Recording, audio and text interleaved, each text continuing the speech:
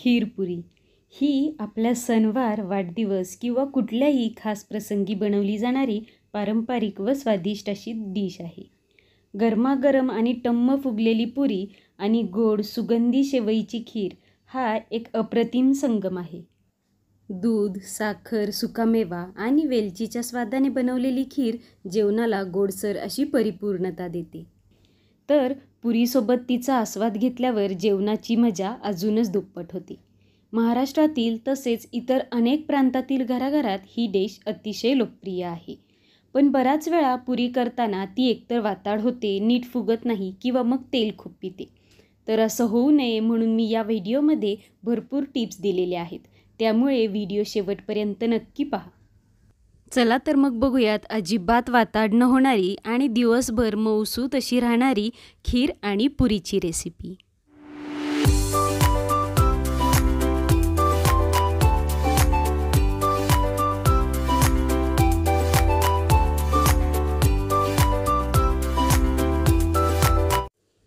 तर सगळ्यात आधी आपण इथे पुरीसाठी लागणारं सामान बघून घेऊयात.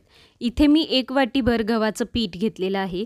तसेच 2 चमचे बारीक रवा, चमचाभर साखर, चवीपुरतं मीठ आणि 1 चमचाभर गरम कडकडीत असं तेल घेतलेलं आहे. तर सगळ्यात आधी एका मोठ्या बाउलमध्ये मी हे जे गव्हाचं पीठ घेतलेलं आहे ते काढून घेणार आहे. तसेच यामध्ये 1 ते 2 चमचे मी बारीक रवाही घातलेला आहे. रव्यामुळे एकदम खुसखुशीत अशा आपल्या या पुऱ्या होतात. तसंच यामध्ये चवीप्रमाणे मीठ आणि अगदी 1 चमचाभर साखर घालून घ्यायची आहे. साखरेमुळे आपल्या पुरीला एकदम मस्त गोल्डन ब्राऊन असा कलर येतो. मग यामध्ये आपण आपला पोहे खाण्याचा जो चमचा असतो तेवढा 1 चमचा भरून तेल मी चांगलं कडकडीत गरम करून तेही घालून घेतलेलं आहे. आता हे तेल आपल्याला गव्हाच्या पिठाला आणि रव्याला व्यवस्थित असं चोळून घ्यायचं आहे. अगदी काही सेकंद सगळ्या पिठाला तेल छान चोळल्यानंतर त्यामध्ये लागेल असं पाणी घालून आपल्याला ही कणिक अगदी घट्टसर अशी मळायची आहे. 1 वाटी गव्हाच्या पिठासाठी जवळपास इथे मला 1 वाटीच पाणी लागलेलं आहे. पण पीठ मळताना आपल्याला अगदी घट्ट असं मळायचं आहे. जर तुम्ही पीठ सैलसर मळाल तर आपल्या पुऱ्या अगदी तेलकट होतात. एवढी खबरदारी मात्र आपल्याला घ्यायची आहे. पीठ छान घट्टसर असं मळून झाल्यानंतर ते 15-20 मिनटं आपल्याला असंच मुरत ठेवायचं आहे. आता आपलं पीठ छान भिजतंय तोपर्यंत इथे आपण खिरीची तयारी करून घेऊयात. इथे एका कढईमध्ये मी 2 चमचे तूप घेतलेलं आहे. तसेच दुसऱ्या बाजूच्या एका गॅसवरती मी अर्धा लिटर दूधही गरम करायला ठेवलेलं आहे. आता तूप चांगलं गरम झालं की यामध्ये आपल्या आवडीप्रमाणे सुकामेव्याचे काप करून घेतलेले आहेत ते घालून घ्यायचे आहेत. इथे मी बदाम आणि काजूचे बारीक तुकडे करून घेतलेले आहेत ते या तुपामध्ये चांगले परतून घेणार आहे. 20-25 सेकंद हे तुपामध्ये छान परतल्यानंतर यांना गोल्डन ब्राऊन असा कलर यायला लागेल. मग हे सगळे आपण काप काढून घेऊ आणि सरळ या दुधामध्ये घालून घेऊयात. आता या राहिलेल्या तुपामध्येच आपण खजूरचे काही तुकडे करून घेतले होते तेही घालून घेऊयात. इथे मी जवळपास 5 ते 6 खजूर बारीक चिरून घेतलेले होते. आता हे खजूरसुद्धा काही सेकंद आपण या तुपामध्ये चांगले परतून घेऊयात. यामुळे ते अगदी मऊसर होतात आणि यांची चवही खूप छान लागते. आता खजूर छान परतले गेल्यानंतर हे खजूरसुद्धा आपण तुपामधून काढून घेऊयात आणि त्या दुधामध्ये आपण घालून घेणार आहोत. आपल्याला या खिरीसाठी खूप तूपही लागत नाही. मग अशी जे 2 चमचे तूप घेतलं होतं त्यामध्येच आपले ड्रायफ्रूटही भाजून झालेत आणि त्यामध्येच आता 1 वाटीभर आपण बारीक शेवया ज्या असतात त्या घालून घेणार आहोत. शेवयासुद्धा मस्त ब्राऊन होईपर्यंत आपल्याला या तुपामध्ये चांगल्या परतून घ्यायच्या आहेत. आता हे पहा आपल्या शेवयांना किती मस्त गोल्डन ब्राऊन असा कलर आलेला आहे. आता या शेवया आपण काढून घेऊयात आणि जे शेजारी दुधाचं पातेलं ठेवलेलं होतं ते मी या गॅसवर घेत आहे. आणि आता लगेचच या गरमागरम शेवया आपल्याला या उकळत्या दुधामध्ये घालायच्या आहेत. फक्त या शेवया दुधामध्ये घालताना थोडी काळजी घ्यायची. नाहीतर मग शेवया पण गरम आणि दूध पण गरम असल्यामुळे आपलं दूध उतू जाण्याची शक्यता असते. त्यामुळे गॅस एकदम बारीक करून आपल्याला यामध्ये शेवया घालून घ्यायच्या आहेत. आता शेवया घातल्यानंतर दुधाला चांगली उकळी आली की मग यामध्ये आपल्या आवडीप्रमाणे आपण साखर घालून घेऊयात. इथे मी अर्धा लिटर दुधासाठी पाऊण वाटी साखर घेतलेली आहे. साखर तुम्ही तुमच्या आवडीनुसार कमी जास्त करू शकता. आता ही साखर चमच्याने हलवून घेऊन आपल्याला या दुधामध्ये चांगली मिक्स करून घ्यायची आहे. आणि दुधाला मस्त अशी उकळी आली की सगळ्यात शेवटी यामध्ये 1 चमचाभर वेलची पावडर घालायची आहे.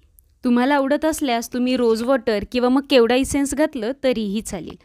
आणि आता अगदी 5 ते 6 मिनटं ही खीर चांगली आपल्याला उकळून घ्यायची आहे. आणि अगदी थोड्या वेळातच एकदम घट्टसर आणि मस्त सुगंधी अशी शेवयांची खीर आपली तयार होतीये. आपली खीर उकळतीये तोपर्यंत आपण पुऱ्याही करून घेऊयात. तर हे पहा 15 ते 20 मिनिटांनंतर आपली कणिक एकदम मस्त अशी मुरली गेलेली आहे. आता परत एकदा हातांनी ती चांगली आपण मळून घेऊयात आणि त्याच्या पुऱ्या लाटून घेऊयात. आता या कणकेचे पेढ्याएवढ्या आकाराचे आपल्याला गोळे करून घ्यायचे आहेत आणि मग पोलपाटाला अगदी थोडंसं तेल लावून आपल्याला पुरी मस्त लाटून घ्यायची आहे. पुरी लाटताना कधीही कोरड्या पिठाचा आपल्याला वापर करायचा नाही आहे.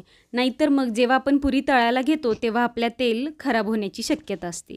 त्यामुळे अगदी बोटाने थोडंसं तेल लावून आपल्याला पुरी न पलटता एकाच बाजूंनी छान लाटून घ्यायची आहे.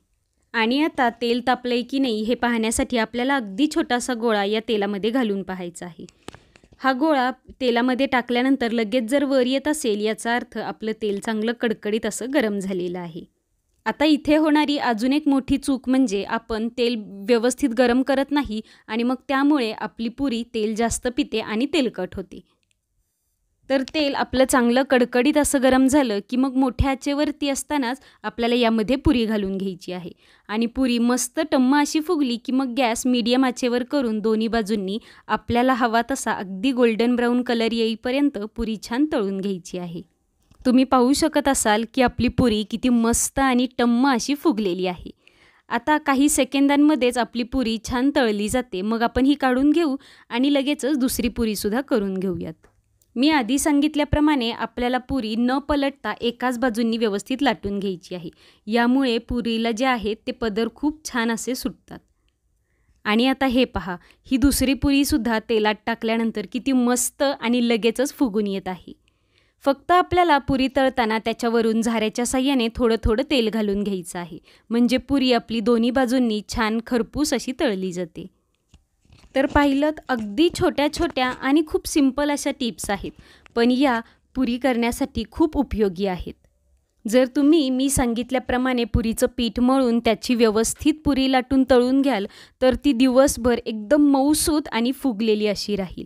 बिलकुलही वाताड होत नाही किंवा तेलही खूप पित नाही.